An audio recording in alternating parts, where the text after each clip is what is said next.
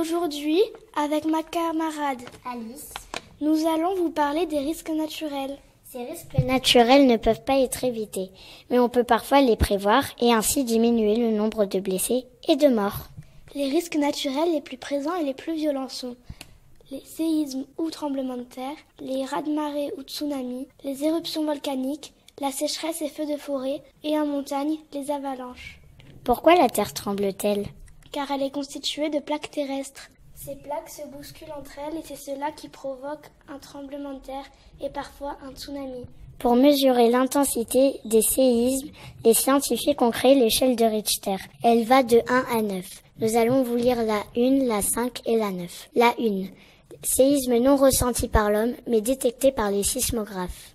La 5. Dommages aux maisons fragiles, légers dommages aux maisons bien construites. Et la 9. Dommages très sérieux dans des zones situées à des centaines de kilomètres de l'épicentre. Définition de l'épicentre.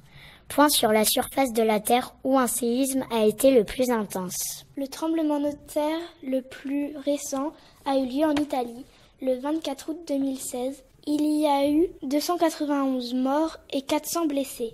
Au Japon, les écoles font des exercices d'alerte pour se protéger du tremblement de terre.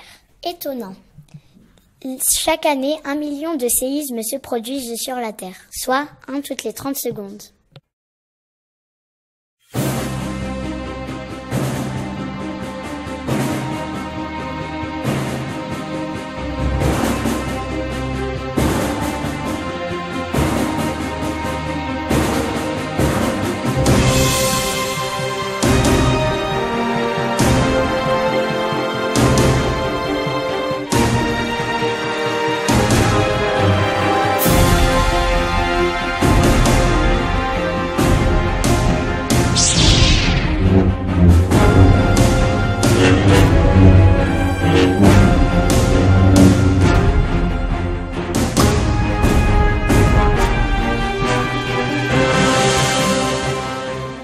Bonjour, je m'appelle Sacha et voici mon coéquipier Stas. Nous allons vous parler des espèces en danger. Depuis des millions d'années, des espèces vivantes, animales et végétales disparaissent de la Terre. Les causes sont naturelles. Chute de météorites, changement climatique, glaciation, etc. Vous pouvez voir sur le site internet de l'école mon travail sur les mammouths. Par contre, l'homme est responsable de la disparition des espèces d'aujourd'hui. Elles disparaissent 1000 à 10 000 fois plus vite que ce qu'elles devraient. Nous allons analyser les principales causes de ces disparitions. La pêche intensive. Des chalutiers géants ou bateaux-usines vont sur la mer. Ils utilisent des filets géants qui capturent les espèces, même ceux qui ne se mangent pas ou ne se vendent pas. Mais aussi la pollution de l'eau. Ce bateau s'est échoué. Voici un oiseau victime d'une marée noire. La déforestation. Tous ces arbres de cette forêt ont été rasés. Les pandas n'ont presque plus de nourriture. Le commerce illégal des peaux et de l'ivoire. Comme les cornes de rhinocéros ou les défenses d'éléphants. Les braconniers tuent les rhinocéros ou les éléphants pour avoir leurs cornes ou leurs défenses. Le réchauffement climatique qui menace l'ours. Si la banquise fond, les ours n'ont plus de territoire de chasse. Ils ne peuvent pas nager longtemps. Refuser d'acheter des peaux et des objets en ivoire. Des scientifiques ont inventé un produit qu'on injecte dans les cornes de rhinocéros ou dans les défenses d'éléphants et les cornes ou les défenses deviennent fluo. Les chasseurs ne les tuent plus. Longue vie au dodo. Cet animal a complètement disparu depuis longtemps. Il a été exterminé par les hommes. Le but est d'éviter que cela arrive aux autres animaux d'aujourd'hui. Par exemple, le tigre, sa population a augmenté depuis 2010. C'est très positif.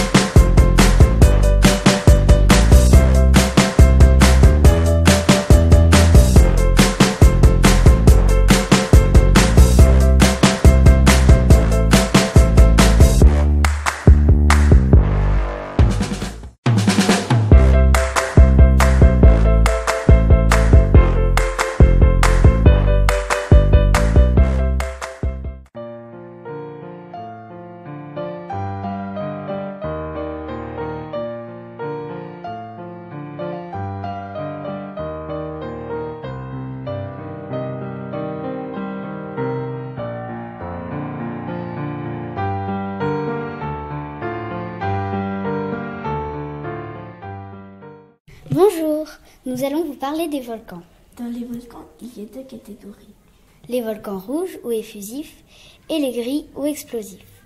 Dans les volcans effusifs, le magma fluide remonte sans difficulté de la chambre magmatique. La lave s'écoule ensuite sur les pentes du volcan. Lors d'une éruption explosive, des gaz, des cendres, des blocs de roches et des fragments de lave visqueuse sont projetés dans le ciel. En France, il y a beaucoup de volcans éteints depuis des milliers d'années. Mais dans le monde, il y a beaucoup de volcans en activité. En Italie, en Islande, en Indonésie, aux Philippines et en Amérique centrale. Les vulcanologues analysent et surveillent les volcans pour pouvoir alerter en avance la population et évacuer les habitants. Étonnant, certaines cendres sont projetées si haut dans le ciel qu'elles sont mises en orbite et tournent plusieurs mois autour de la Terre. Elles obscurcissent le ciel et font baisser la température de la Terre. Au revoir.